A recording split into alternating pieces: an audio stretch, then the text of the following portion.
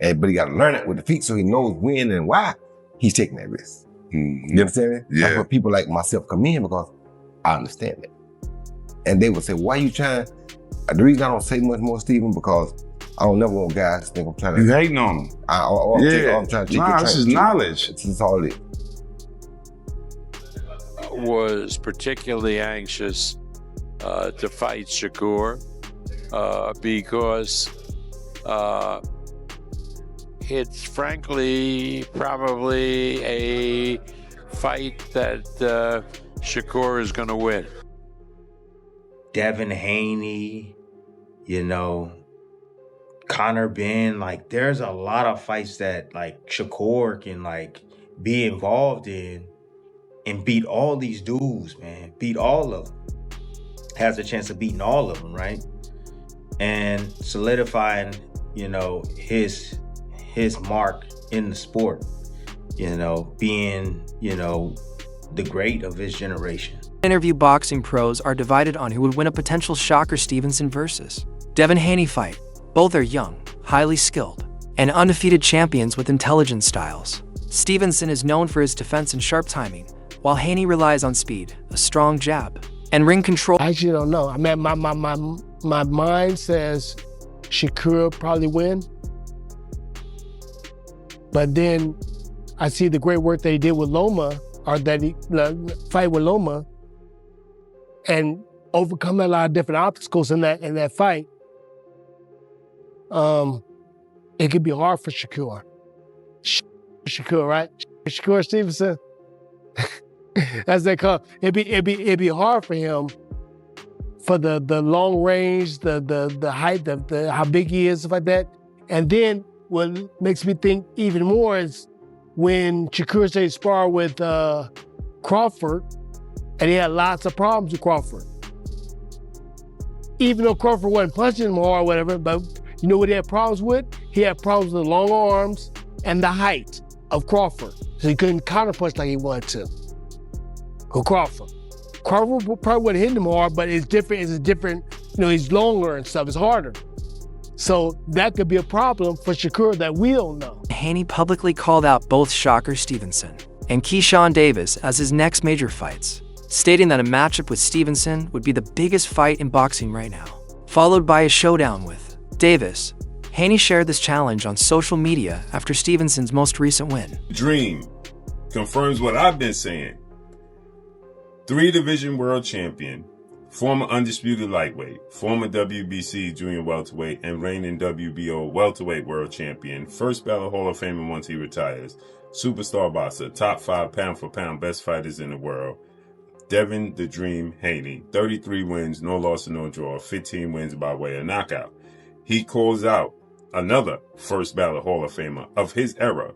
Ironically enough, Devin Haney is 27, and the person he calls out is 28 years old, who's another first ballot Hall of Famer, Olympic silver medalist, 4-division world champion, former unified super featherweight, who simultaneously up until yesterday held the WBC 135-pound title and the WBO 140-pound junior welterweight title. At the same time, superstar boxer, 4-division champion, who will be a first ballot Hall of Famer, Shakur Stevenson, who is 25 wins, no losses, no draw, 11 wins by way of knockout. So Shakur Stevenson and Devin Haney, as I said, and Devin Haney confirmed it, as you see there, this is the next super fight in the sport of boxing. Fighters rely more on skill and technique than raw punching power, leading boxing experts to believe the matchup would be extremely tactical. Devin Haney, of course, calling out Shakur Stevenson. Shakur saying, anytime you want it, we can get it done. But a little bit of this, a little bit of yakking back and forth, right?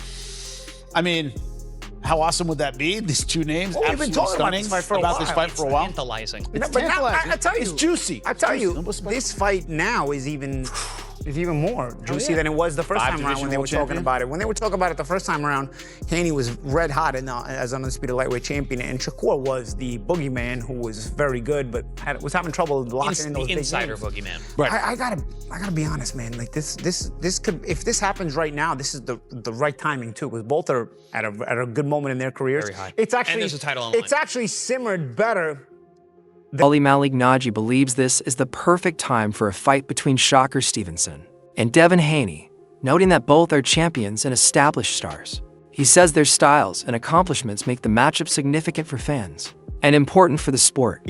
Something that you wanted to see, but now because of Shakur's recent performance and Haney still being undefeated and having righted the ship, winning as an underdog against Brian Norman, I rate that. I rate when you take on a fight as an underdog and you win it. I rate that. You know, that's why Haney, for me, got into the circle of trust, because he wasn't trying to milk the whole business like Gervonta Davis has. So he's taking on these kind of challenges. He's winning them. He built himself up to that level to now, okay, take on all comers, win or lose, take on all comers. He's got that win over Norman as an underdog.